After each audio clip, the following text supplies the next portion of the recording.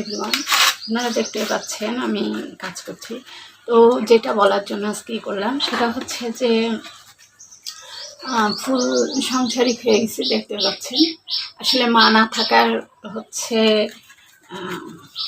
যেটা শান্তি, সেটা মা না থাকার শান্তি যেটা, সেটাই করছি। তো এই দেখেন আমার আজকে হাতের আঙ্গুল দেখেন, মানে কাঁচতে কাঁচতে হাতের আঙুলটা এখন কাঁচা হয়ে গেছে, আর আজকে পুড়েও গেছে। পুড়ে গেছে বলতে ছাকা লাগছে।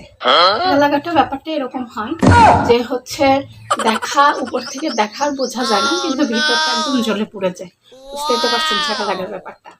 তো যেটা বলবো সেটা হচ্ছে যে আপনারা, আমি যে কথাগুলো বলছি আসলে কেউ ব্যক্তিগতভাবে নেবেন না। আমি কাউকে কারোর ব্যক্তিগত খারাপই করার জন্য বলছি না। আর যদি আমার কথায় কেউ কষ্ট পেয়ে থাকেন তাহলে অনেস্টলি মন থেকে সরি বলছি আমি। তো সেই ক্ষেত্রে আপনারা কেউ পার্সোনালি কথাগুলো নেবেন না ব্যক্তিগতভাবে।